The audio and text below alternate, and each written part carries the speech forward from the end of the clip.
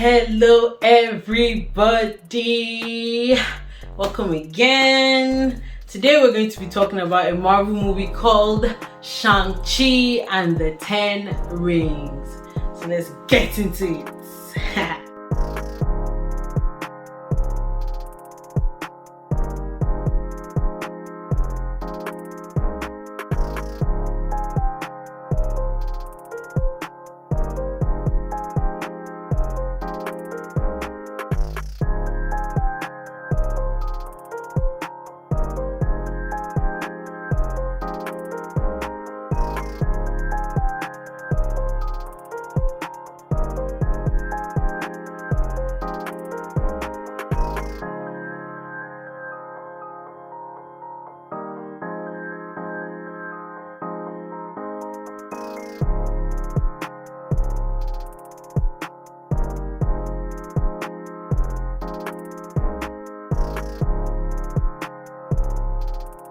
So Shang-Chi and the 10 Rings is a movie about this Chinese guy who ran away from home when he was young and started living on his own in America with a hidden identity. His father is a very influential man and in fact has his own army that he commanded, and also these magical weapons called the 10 Rings that when he wore them gave him special ability to be able to defeat his enemies, and he conquered a lot of enemies across multiple timelines.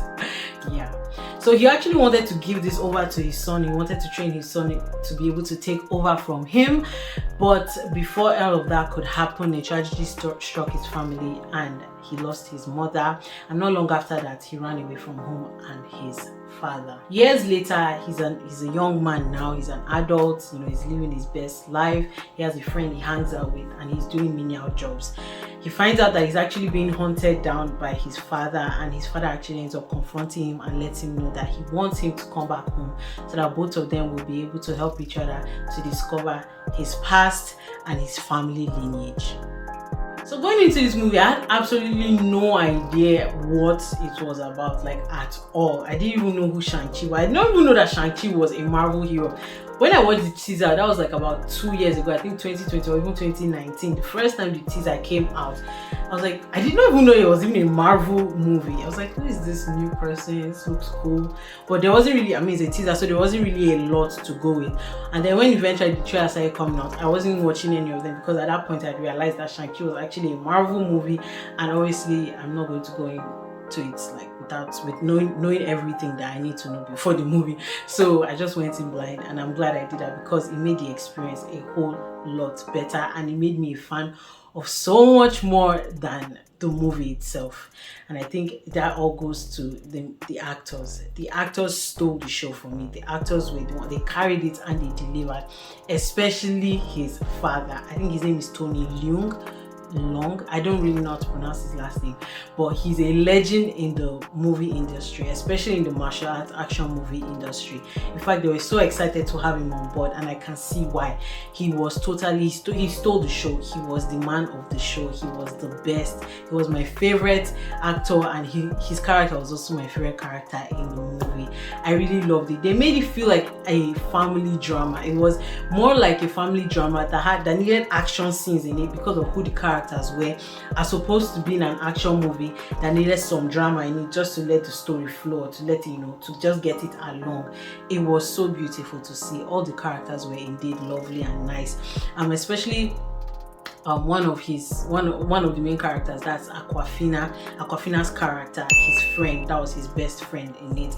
I really liked her character. I think it was very, very nice. She was the comedic part of the whole thing, and it was, it's a Marvel movie, so you expect some comedy in it, but I liked it. It was lighthearted and it was nice. They also had some, they brought some Chinese culture into it, and it was really beautiful to see. I didn't really like what they did with her character in one aspect though, and that was basically overpowered her, and she doesn't even have any powers, but like for me, they kind of they overpowered her because she went from one day not knowing what martial art was, did not know anything that was going on, and then the next day she hits a bullseye with an arrow, and it was a very important bullseye. It was just like unnecessary for me. I think it was uncalled for, seriously. It wasn't the next day, it was like a space of 1 or 2 weeks, but still, like, this person had no idea.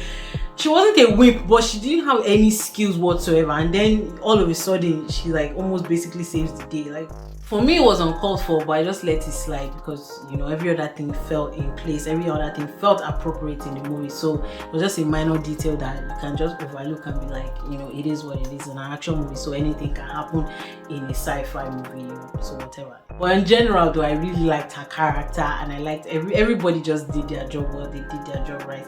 I loved the world building. The world in the show was just beautiful and magical. It was like paradise, so colorful, so vibrant, and you could tell why a lot of the characters in the show actually wanted to be there, because it was somewhere far away from sickness and disease and pain and hurt, and it was just a beautiful breath of fresh air that you just want to just stay in, and you were just fixated upon. I could tell even why the villain was fixated upon that place too.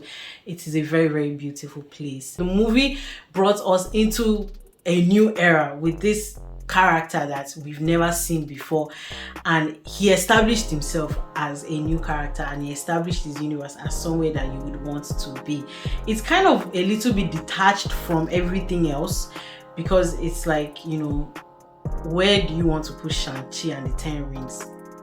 I mean, it's magical, so there isn't really a lot of science involved with them. So where do they really fit in the MCU? But I think the tie-in would be probably towards Doctor Strange, and we've even seen that there was a tie-in with Doctor Strange in the movie, so that's kind of where they will establish themselves more, and I'm looking forward to what they will do next in the movie. The action scenes were just beautiful, like they were just so good. I especially love the action scenes with Shang-Chi and his father. Oh my goodness, I mean, they had me at the edge of my seat. They just had me just fixated on them, just looking and staring, and it was just so beautiful. Like, you could tell that the stakes were high. Like, if the wrong side won, like, it was going to be bad, like it was going to be catastrophic, and it was so beautiful.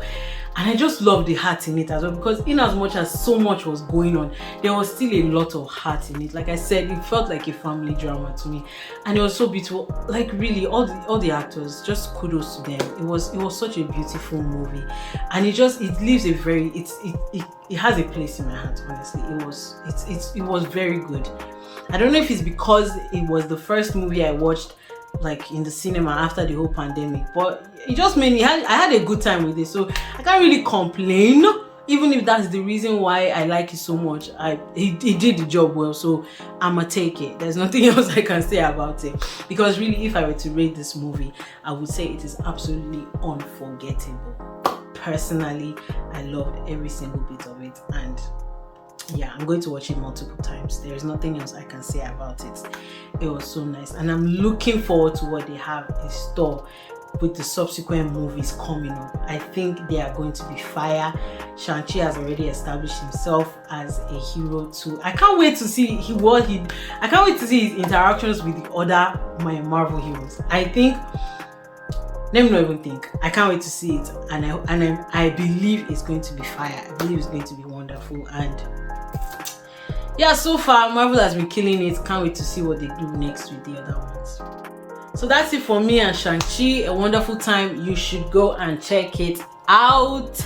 Thank you so much for watching this review. Please like, please comment, please share, please subscribe. Thank you so much. I'll see you in the next one, and as always, I wish each and every one of you wellness in every single area of your lives. Bye bye. Peace.